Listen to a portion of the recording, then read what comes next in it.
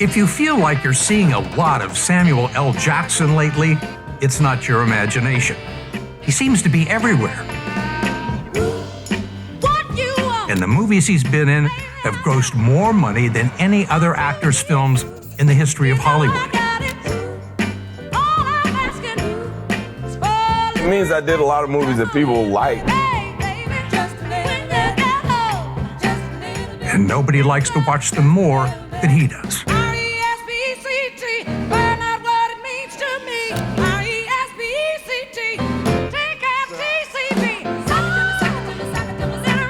By the time I got to New York, I had done so many things. I was a theater major, so I did a lot of theater in college with the Morehouse Spelman Players. Theater was hard. I had to get up, go to rehearsal, go do something every night from beginning to end. I love the idea of being able to go somewhere, do something else, be somebody else, generally in a place that I normally wouldn't have gone. You know, when I was doing theater in New York, I always wanted to see the play I was in with me in it. I loved the theater and I loved acting. Being here in a rich community of creative people is invigorating. We went to each other's shows, we watched each other work, we went to auditions together. We were all going in the same direction, we just weren't all going to get there at the same time. We're doing a play and all of a sudden Denzel is like, he's plucked out, he's gone. Another play, Morgan gets plucked out, boom, he's gone. Alfred's gone, Wesley's gone, Fish is gone. So you know you're in the right place. It's just a matter of when your time is coming and not being envious or jealous about it. What's it like being married to Sam Jackson? Oh, God, oh, God. It's a ride. It's been a ride. It's fun. It's sad. It's happy. It's creative. It's a conversation mixed with a lot of amnesia. We met in the theater when I decided to become a theater major. We used to have that Elizabeth Taylor, Richard Burton dream. Denzel and I were doing a soldier's play at the Negro Ensemble Company when we met Spike. And he told us he was going to be a director. Then he made sure you got to have it, and I wasn't in it. Okay, that's another brother who said he was going to do something and didn't do it. He had a lot of actors that knew each other very well, worked together in the theater here in New York. Me, Bill Nunn, Giancarlo, Fish, Leonard Thomas, Denzel, we did, plays together. All he had to do was give us a script. We could look at it and we could fix it or make it better. It was a symbiotic relationship. He didn't make us famous. We made him as famous as he supposedly made us. It's been a wonderful journey with a wonderful friend. Spike had this unique casting thing he would do. He'd call, Sam, Spike, do the right thing. June. Wake up. Wake up, wake up, wake up. Sure enough, I had a job. I did do the right thing. And that's the truth. Here I am I here? When I got there, everything I read had Denzel's, Fish's, or Forrest Whitaker's fingerprints on it. They either turned it down or they were thinking about it and didn't think about it fast enough. My wife, she used to always say, how you doing that little piddling ass job? Every job leads to your next job. So what was the big break? I guess when they created Best Supporting Actor Award at the Cannes Film Festival and I received the Palme d'Or for Jungle Fever, the call from Hollywood came up. Thank God Spike didn't recast the role. I like getting high. I was actually in rehab because I had done the research to do Jungle Fever. Godhead. Early in your career and in your life, you did go off the rails for a while, didn't you? The 60s was an age of drugs. You had some drug and alcohol issues. There weren't issues till the end. I wasn't managing it as well as I used to. That's when there were issues. Most people who knew me never thought I had a drug problem. That's just Sam. That's how he is. I started using marijuana, I guess, when I got to college. And I did every drug known to man from that point up until 11 years ago when I stopped. The drug of choice was the drug that was in front of me. It's hard to smoke cocaine and not get addicted. Smoking cocaine will bring you to your knees pretty quick. And I would sit on the back steps and smoke cocaine and listen to the play, and it made me crazy. I was out of my mind, and fortunately, my wife recognized that. LaTanya was standing over me, and I was passed out on the floor. And she could have just taken Zoe and walked out and been done with me, but she didn't.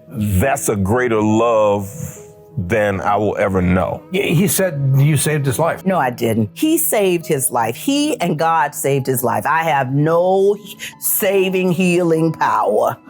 I was just there. I mean, the day they found me passed out on the kitchen floor, next day I was in rehab. I didn't go in kicking and screaming. I went in, I was tight. I listened to what they were saying around me. And I just kind of disappeared for a while. I had to stand up in front of my 8-9-year-old daughter and say, hi, my name's Sam, I'm an addict. I'm in rehab, the call comes, crackhead. And I was like, okay, good, I'm doing the research. All of a sudden, I was in a place where I didn't know I was going to be out in time enough to do the movie, and Spike was kind of worried about, well, I don't know if you should do that. And the people at rehab were going, if you do that movie, you're going to be right back here. You're going to be right back here. All I could say to them was, if I get out of here, if for no other reason other than I never want to see none of you motherfuckers again in my life, I will never pick up another drug just so I won't see you. Amazingly enough, the first role that I ever did, substance-free, was Jungle Fever. Gator became this cathartic kind of thing for me. It was basically killing off who I was or who I had been. I was a week out of rehab when I started doing Jungle Fever, so I didn't really need makeup. The correlation between my career changing and me getting straight is very clear. It always seemed like if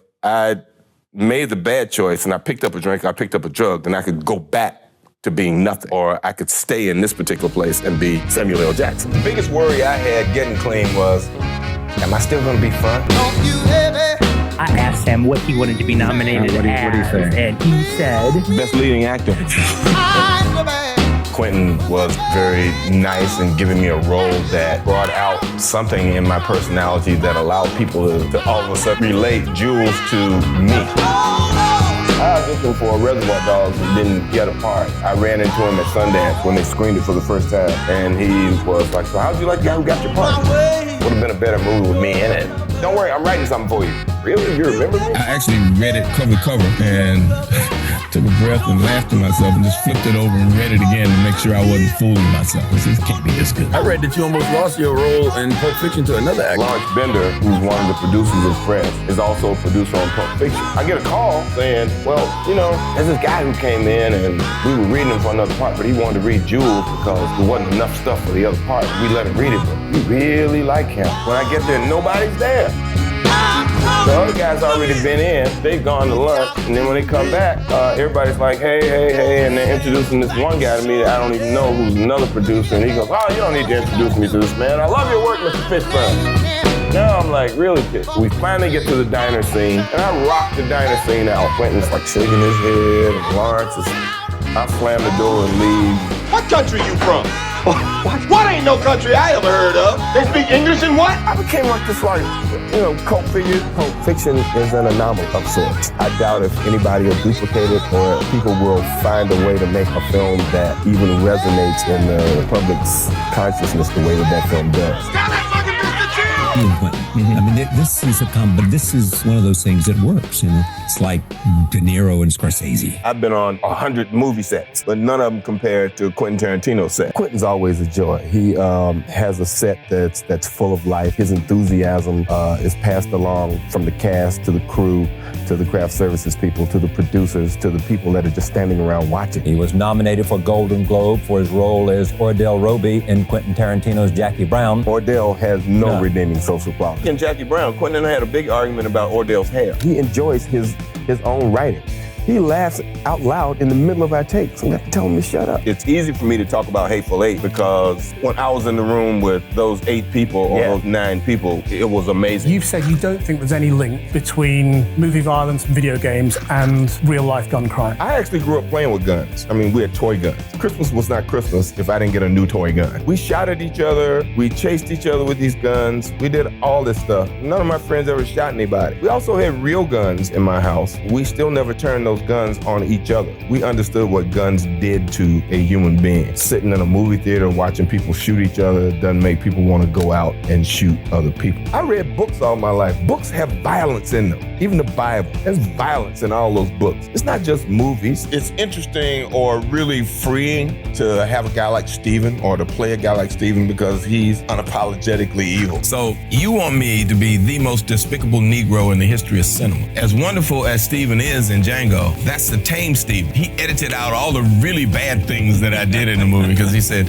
I don't want anybody to kill you. What's the take you have on Quentin and his fascination with black culture? I happen to know that Quentin's mom was on the road a lot when he was young. She was a salesperson. He spent a lot of time with this black guy that lived in their building, and this guy took him to blaxploitation movies all the time. Right. That's where he hung out. He fell in love with that world. He discovered it. He embraced it. He still does. I don't understand why they can't look at his work and realize that every character he's ever given me has pretty much been the smartest character in the film. I actually grew up during segregation in the South. I lived in Chattanooga, Tennessee. I knew where I could go, where I couldn't go, what I should do, what I shouldn't do, who needs to be, subverted or shut up or pushed back. I was, separate, but, supposedly equal, but it was not the same. It was very protective, and people taught you a lot about survival and how to survive in a world that seemed to be quite dangerous and dominated by another part of society. And you learned how to live in two different worlds, how to mix and match in that society and how to live in yours. You learned how to guard yourself and guard the things you said, and how to stand back and listen and look at how folks reacted to you and to what they said, and to read between the lines. I didn't grow up with a sense of bitterness because of it. That was just the way life was. You knew what the rules were. When people got ready to do stuff that was gonna get them sent to jail, I just went home. When I grew up in my house, I was accountable. My grandmother, my grandfather, my aunt, my mom, I was accountable to those people. My aunt, Edna, who was a school teacher, she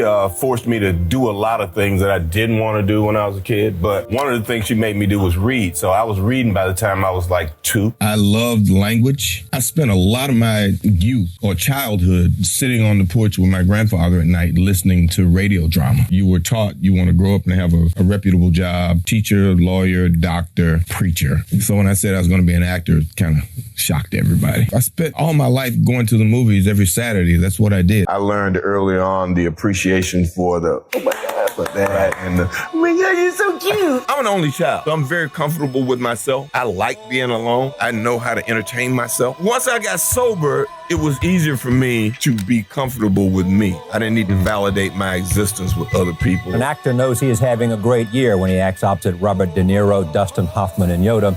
That is the kind of year Samuel L. Jackson is having. What turns you on?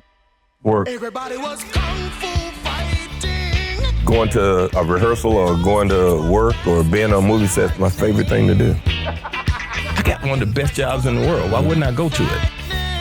I spent a lot of time in the movies when I was a kid, and I'm continually trying to replicate all the movies that I saw that made me happy. It's my duty to please that booty. There are only so many acting opportunities in a lifetime, and I'm trying to get in as many as I possibly can before I go, and hopefully bring some joy to people who watch me do the things that I do. I like to play characters that express themselves verbally. I'm always looking to tell people who I am and not specifically just show them. I like doing movies that I want to go see. I like movies full of gun violence. I'll make a serious movie from time to time because I want to help the writer, director, or there's somebody in it that I want to work with. But I'm not necessarily looking for, no award-winning da-da-da. What is your favorite word, Sam? My favorite word generally is mother. What is your least favorite word? No. I was a stutterer when I was a kid. Kids made fun of me and they laughed at me and they ridiculed me in a different kind of way.